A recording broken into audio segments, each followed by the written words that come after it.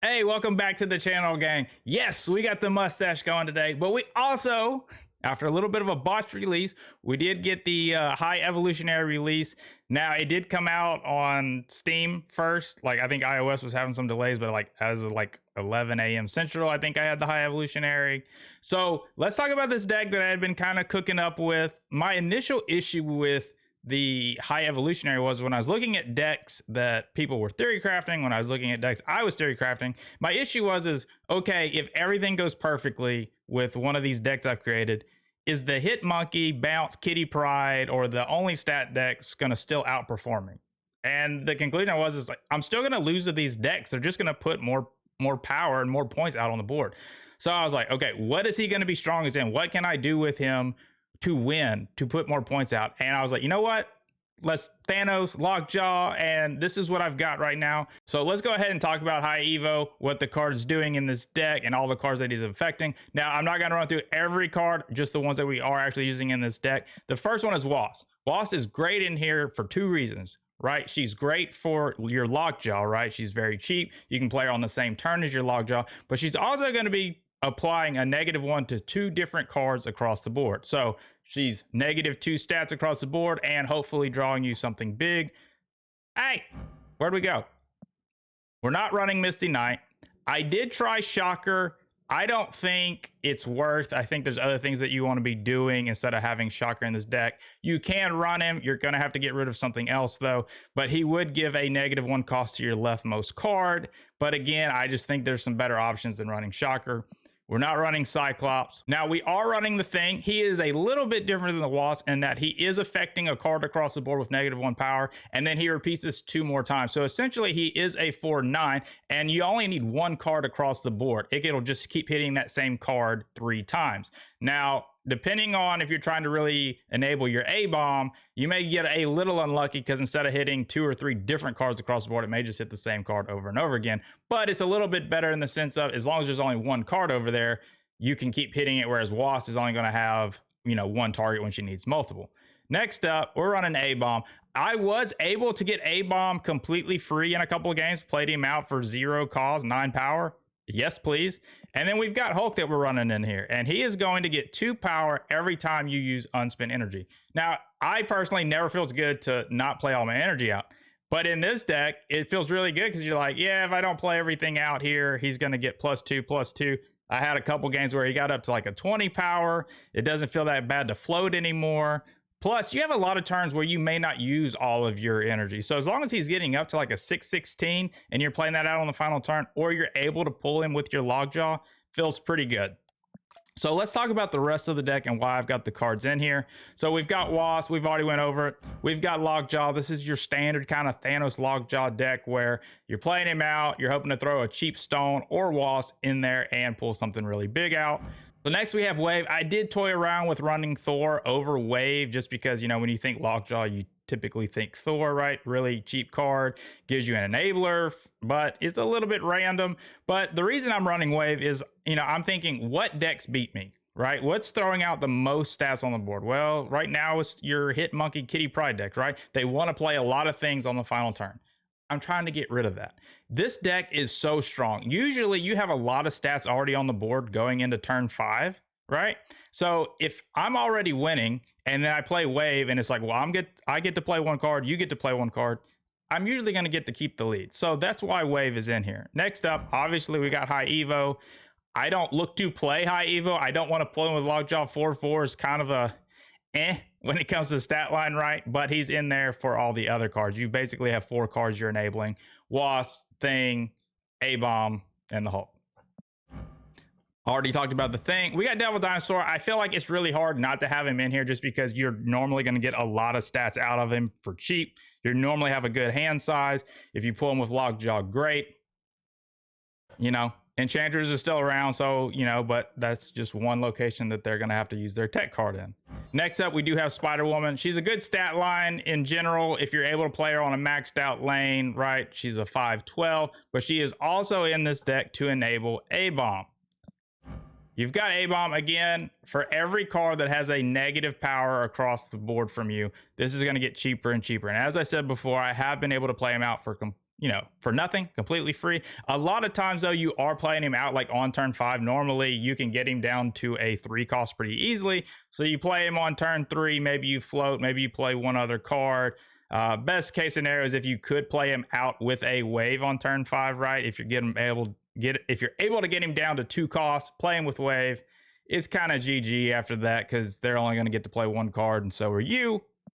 Next up, I just like having Dr. Doom. He's good to pull out of Lockjaw. He's good to getting into locations that you can't play. And if you're playing wave, it does allow you to play into all 3 lanes with just 1 card.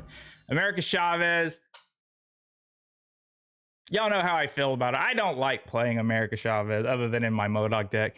But I think this is a case where, yeah, she's good to pull from Lockjaw. She's giving you that 11 card deck, so you're pulling your other cards more frequently. I like her in here. You know, a lot of times I feel like I'm giving up a spot by having her. You know, what else could I run in place of her? But I think America Chavez takes the spot.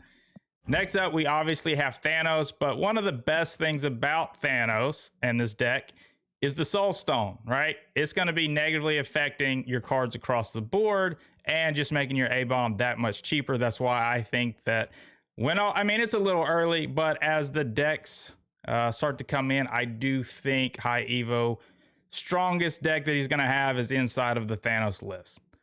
Finally, we do have the Hulk. He gets big really easily.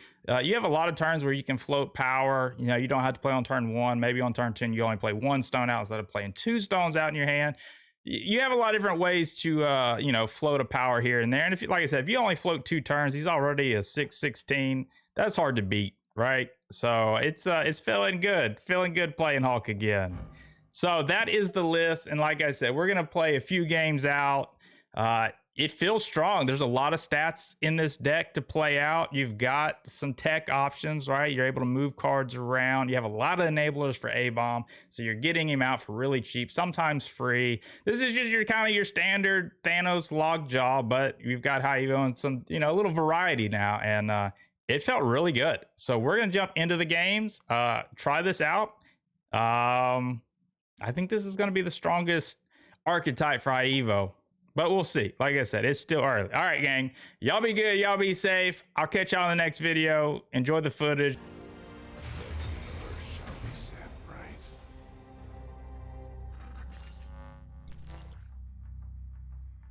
I think I can contest Mojo World better than him, but I don't know what I'm playing. I would like to just go ahead and get rid of it.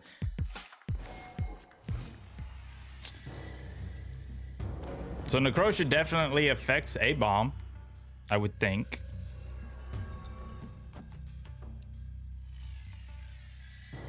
I probably need to hold the Time Stone because I don't have a good play. This will allow me to get a really big Hulk. I can probably just win a lane with Hulk by himself because I'll probably float this turn 2, right? Yeah, so we're gonna float. Hulk's gonna go up to a 6/16. I'll be able to play Spider-Woman next turn. Well, or a Devil Dino.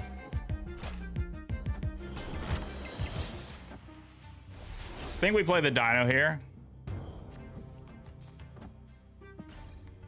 I think we play Dino here. We'll slam Hulk into the left. Maybe we slam Spider-Woman next turn.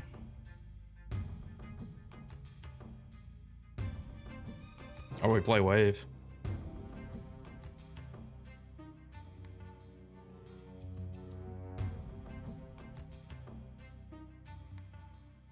I wonder if he's got Debris. I wonder if he's playing Hazmat and Luke Cage. Okay. So we're not doing anything. Yeah, okay. So there's the Luke Cage. We will play Hulk.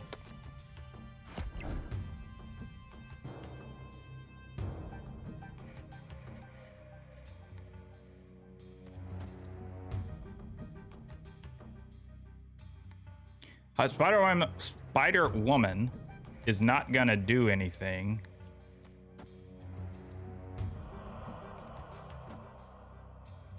but this allows us to play one card each. I was thinking about Spider-Woman just for stats. Hopefully it pulls my Thanos or Spider-Woman, right? And he doesn't have a green goblin. That would be pretty bad. Okay, so we're in good shape here, I think. I think even if he plays Hazmat. Okay, so decent stats.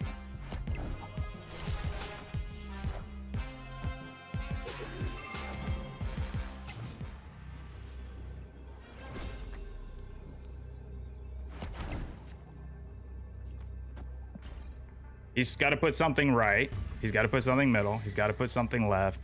Wave is on the board. He retreats here.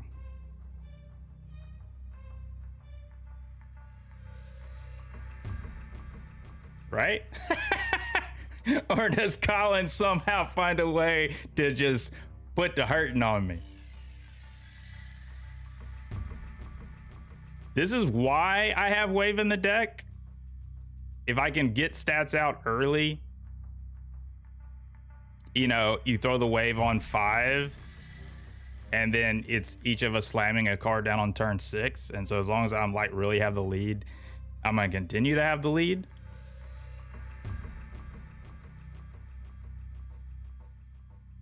I think he leaves here. I would think he leaves here. I could be wrong. I said Collins is a very, very good player, very smart dude. Someone's gonna figure out a way to pull this off. It's gonna be him.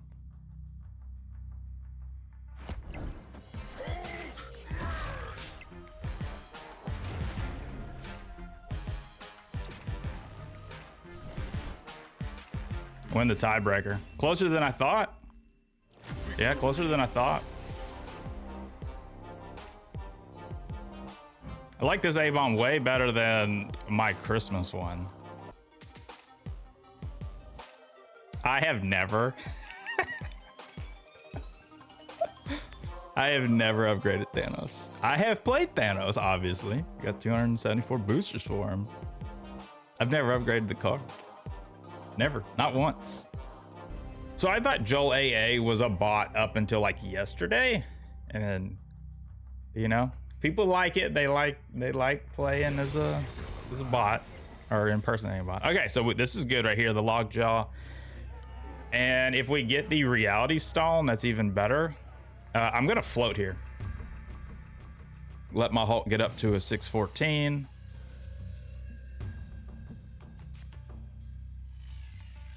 So we definitely, I think, want to pull the Mind Stone, or I'm sorry, the Reality Stone, and we can do that on the final turn here, I guess. But they might also be suspecting that. I don't know if I want to fill this up, but we're gonna. All right, so we did get the Reality Stone. Well,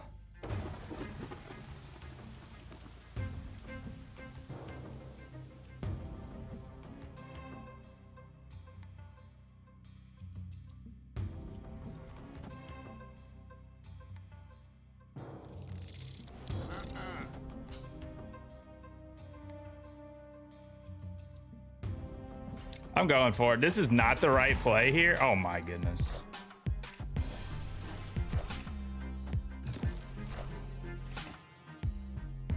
This was not a good play. Oh my goodness. All right. So Hulk into Arnim Zola though is great.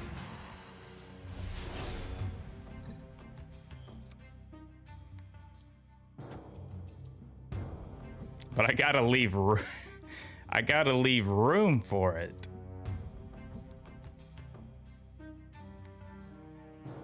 This isn't exactly great.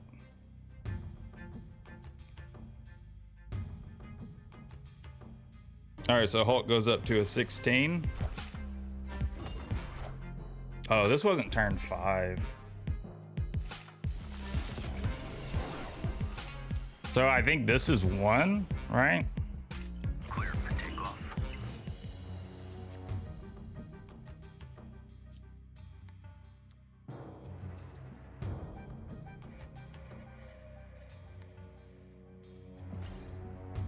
So I think we're just gonna Hulk and then the Arnim Zola. This is really kind of weird. But adding 18, I don't know. I'm not snapping, and if he snaps, I'll still stay to play this out. I just don't know that 19 and...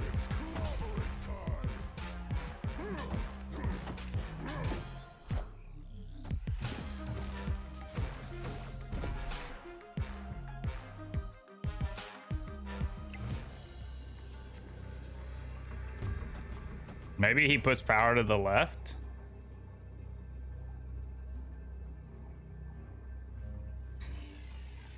I don't know. If he doesn't put any power to the left, we tie, obviously, but I think he can put, yeah, because I'm down 11 in the middle. Oh, he should have played that in the middle.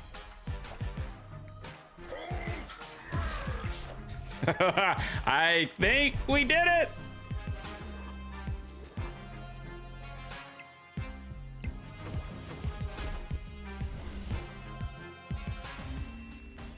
Woo!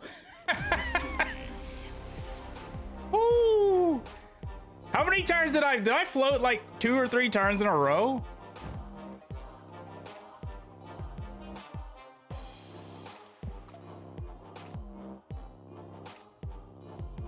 I can't. Okay, if he had played A-bomb into the middle, he goes up to 20 here, so we would have been down 6. And we would have been up 5 here. So we would have lost the tiebreaker by 1. Okay. Okay.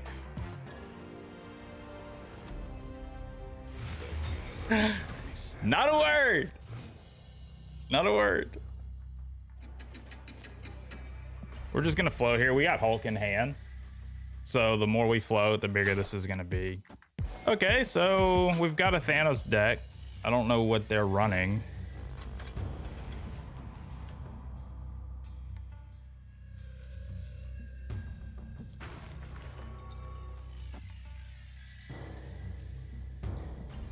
We're just gonna play one out again, floating. Oh, not New York. Not New York. Come on, anything but New York.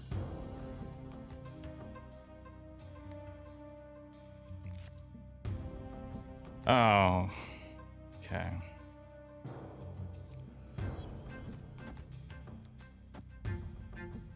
So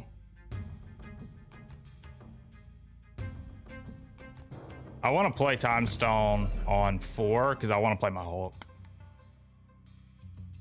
So we're just gonna do this for now.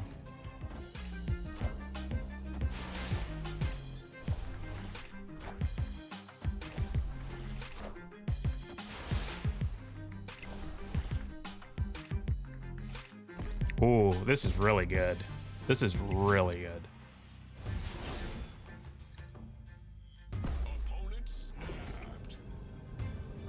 Why?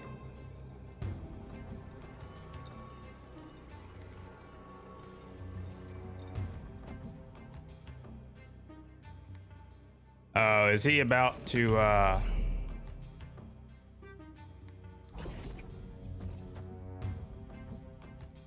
Professor X me?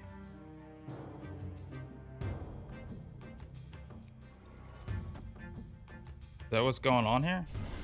Yeah.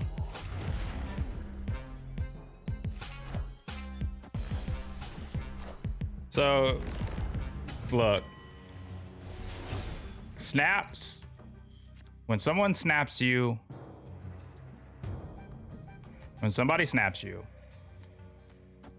you need to stop for a second. Hopefully you haven't locked in your play, and you need to think for a second and say, what does that snap mean? He played the Time Stone. So you're sitting on 5, he snaps. We got Rickety Bridge up here. You know, that to me says Professor X is gonna play it into the Rickety Bridge. I am inevitable.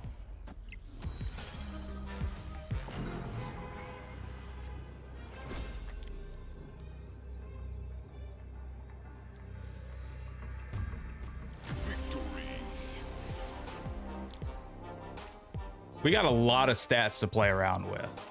Between the amount of stats you can reduce on their side, between the Thing and the Wasp and Spider-Woman, you got a Hulk that's constantly getting bigger, a Devil Dino. You got all these things. You've got Wave if you come up against something that's playing Hit Monkey or whatever.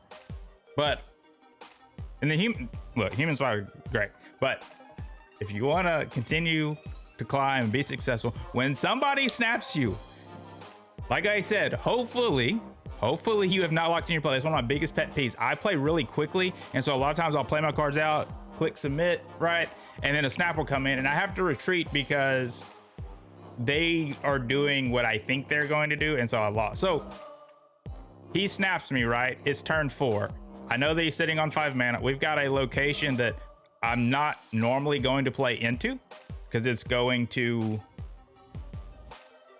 blow my thing up. He's playing Thanos. He's probably got Professor X. He plays it in Rickety Bridge. Boom. Win the game. Normally you could snap that back. It's something you gotta do. When someone snaps you, be like, if you got a Devil Dino and they snap you on turn 6, well, that probably means they're gonna hit you with an enchant. Whatever. I'm not gonna jump into all that. But I have had to start playing a little bit slower because of the fact that when someone snaps you, it should unlock your play so that you can change things if you want. But if somebody snaps you, you need to go, what does that mean, right? Usually means Galactus is getting slammed on the board, but I rest my case. So many stats with this. I love it. I really like this.